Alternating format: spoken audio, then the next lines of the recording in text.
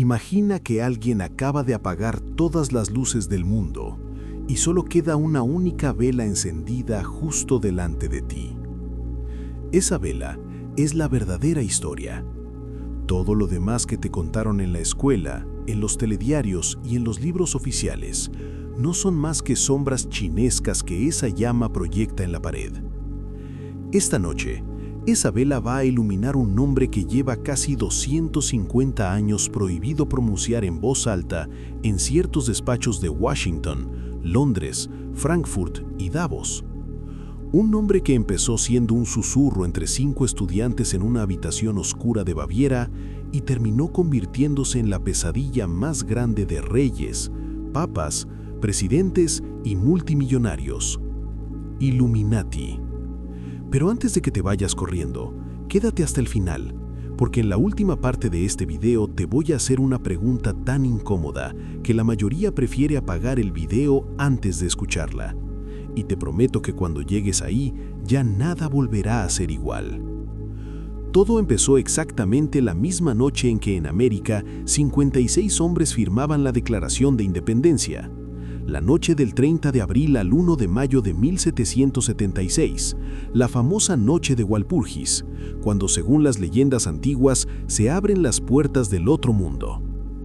En la pequeña ciudad universitaria de Ingolstadt, Baviera, un profesor de Derecho Canónico de 28 años llamado Adam Weishaupt cerró con llave la puerta de su estudio, apagó todas las lámparas excepto una y reunió a 5 de sus alumnos más brillantes. Weishaupt no era ningún loco ni ningún fanático.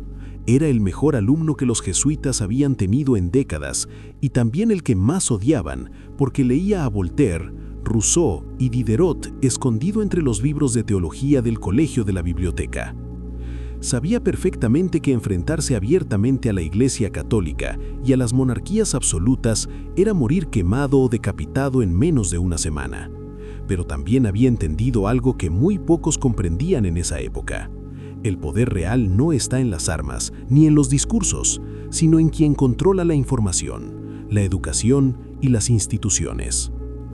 Esa noche, con la única luz de una vela, Weishaupt escribió en la parte superior de una hoja en blanco una sola palabra que haría temblar toda Europa: Illuminati.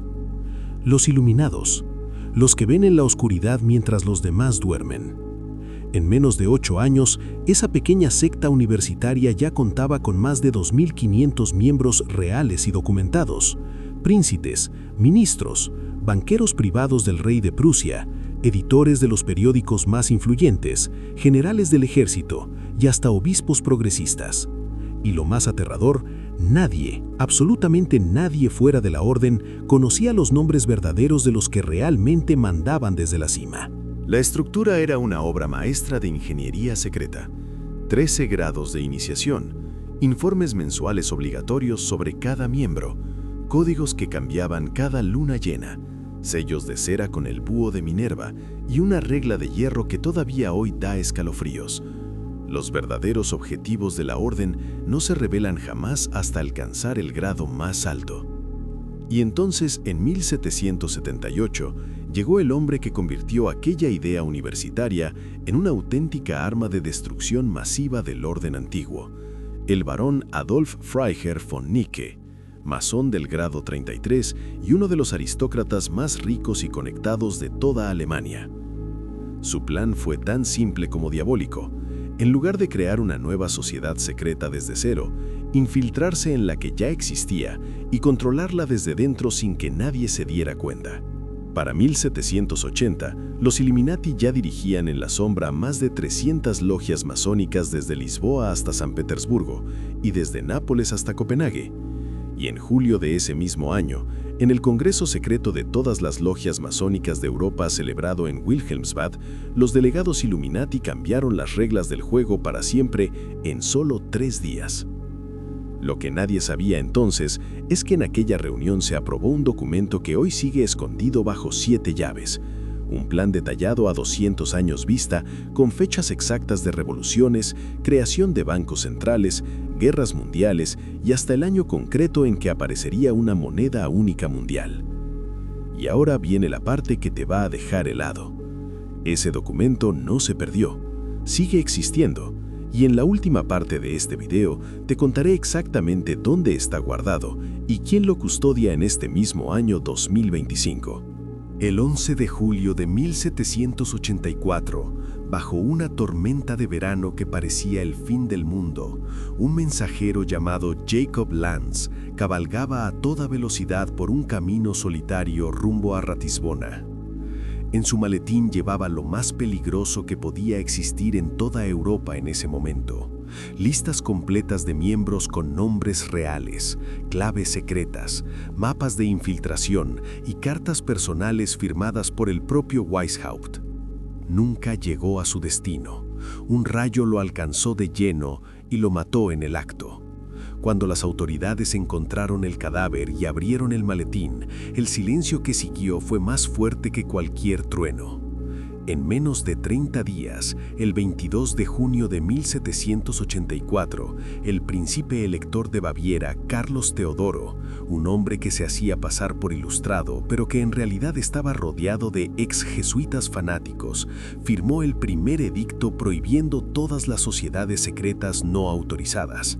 Aunque no nombraba directamente a los Illuminati, todo el mundo sabía perfectamente a quién iba dirigido. La caza de brujas había comenzado. Pero eso fue solo el aperitivo. En febrero de 1785, las autoridades allanaron la casa de Franz Xaver von Zwack, uno de los líderes más importantes de la orden.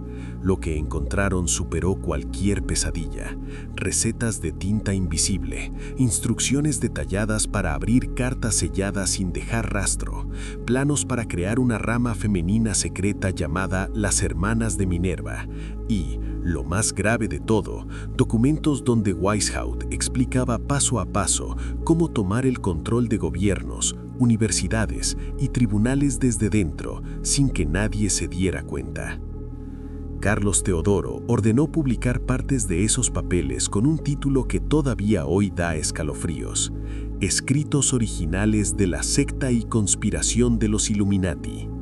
De la noche a la mañana, la palabra Illuminati dejó de ser un rumor de logia y se convirtió en la pesadilla número 1 de toda Europa monárquica y católica. El 2 de marzo de 1785 llegó el golpe definitivo. Segundo edicto, esta vez sin rodeos. La orden de los Illuminati quedaba prohibida en todo el territorio bávaro bajo pena de muerte. Weishaupt tuvo que huir disfrazado de simple obrero, dejando atrás su biblioteca, su cátedra y toda su vida. Para 1790 parecía que todo había terminado. Los Illuminati bávaros estaban oficialmente extinguidos. Pero aquí viene el giro más grande y más terrorífico de toda la historia. Justo cuando la orden desaparecía de los registros oficiales, nació su versión inmortal, el mito. Y el hombre que le dio alas se llamaba Agustín Barruel, un jesuita francés exiliado en Londres que entre 1797 y 1798 publicó 5 tomos brutales titulados Memorias para servir a la historia del jacobinismo. Su tesis era demoledora. La Revolución Francesa no había sido espontánea. Había sido orquestada por una triple conspiración: filósofos anticristianos, masones radicalizados y, sobre todo, los Illuminati de Baviera, que nunca desaparecieron, sino que se escondieron aún más profundo, cambiando de nombre y cruzando fronteras. Al mismo tiempo, al otro lado del Canal de la Mancha, el respetadísimo profesor escocés John Robinson, miembro de la Royal Society y amigo personal de James Watt, publicó un libro titulado Pruebas de una conspiración contra todas las religiones y gobiernos de Europa. Y llegó exactamente a la misma conclusión que Barruel. Un jesuita francés y un científico protestante escocés diciendo lo mismo al mismo tiempo. Para el público de la época, eso era prueba más que suficiente. Y así, paradójicamente, la prohibición de 1785 no destruyó a los Illuminati. Los liberó de la carne y los huesos para convertirlos en una idea eterna que viajaría más lejos de lo que jamás soñó Weishaupt. En 1798, el miedo cruzó el Atlántico. El reverendo Jedidiah Morse pronunció un sermón histórico afirmando que los Illuminati ya estaban en América. Hasta el propio George Washington recibió cartas acusándolo de pertenecer a la orden. Y aunque él lo negó, la semilla del miedo ya estaba plantada. Y ahora viene la parte que te va a dejar sin respiración. Lo que empezó como una pequeña sociedad secreta universitaria en 1776, hoy, en 2025, es la explicación favorita de miles de millones de personas cada vez que algo en el mundo no cuadra. ¿Puedo enviarte ya la parte 3 de 3? La parte final, la más fuerte, con la pregunta que prometí. Dime sí y te la mando inmediatamente. Avancemos hasta hoy, hasta este mismo instante en que estás escuchando mi voz. Abre cualquier red social ahora mismo y escribe la palabra Illuminati. En menos de un segundo te aparecerán miles de millones de reproducciones. Un gesto de manos de Beyoncé, un triángulo en un videoclip, un logo nuevo de una marca deportiva, una portada de disco, una escena de los Juegos Olímpicos, y millones de personas gritan al unísono, ahí están otra vez. Pero aquí viene la pregunta que casi nadie se atreve a hacer en voz alta. ¿Y si el verdadero golpe maestro de los Illuminati no fue conquistar el mundo, sino conseguir que 250 años después de ser prohibidos bajo pena de muerte, todos siguiéramos hablando de ellos cada día?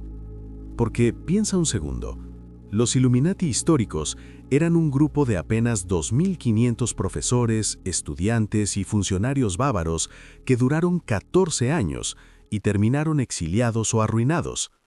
La masonería existe desde el siglo XVII, tiene millones de miembros vivos y templos en cada ciudad importante, y nadie les dedica ni la 10ª parte de la atención que reciben los Illuminati. ¿Por qué? Porque los Illuminati hicieron algo que ninguna otra sociedad secreta logró jamás. Murieron en el momento perfecto y resucitaron como mito indestructible. Desaparecieron físicamente, pero se convirtieron en el virus mental perfecto. Una explicación sencilla para un mundo cada vez más complicado. Un villano invisible cuando necesitamos culpar a alguien. Una historia que se cuenta sola porque alimenta nuestro miedo más profundo. El miedo a que alguien, en algún sitio, esté moviendo los hilos mientras nosotros miramos el móvil. Y ahora llega la pregunta que prometí al principio, la que hace que mucha gente apague el video antes de terminarlo. Si mañana desaparecieran de golpe todos los videos, todos los libros y todas las teorías sobre los Illuminati, ¿crees sinceramente que el mundo cambiaría aunque sea 1 milímetro? ¿O seguiríamos teniendo crisis económicas que nadie entiende, guerras que empiezan de la noche a la mañana, algoritmos que deciden qué ves y qué no, y la sensación constante de que alguien, en algún lugar, sabe más que nosotros? Porque quizás el verdadero legado de Adam Weishaupt no fue una sociedad secreta que controlara el planeta, sino demostrarnos, sin querer, que basta con una buena historia, una estructura perfecta y un poco de miedo bien dosificado para que una idea sobreviva siglos, aunque la realidad que la creó lleve 250 años bajo tierra.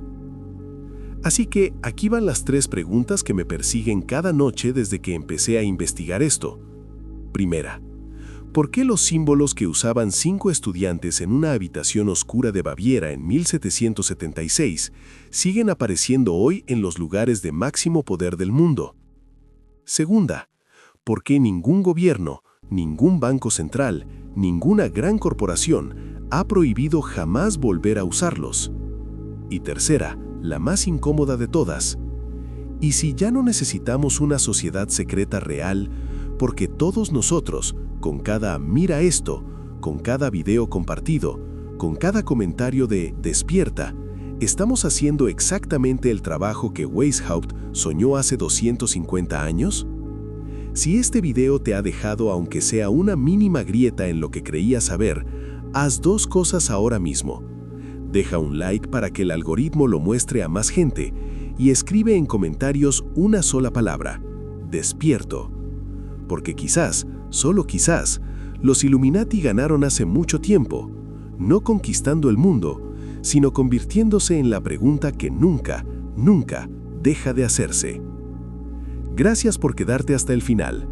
Nos vemos en el próximo video, o quizás ya nos estén viendo ellos a nosotros.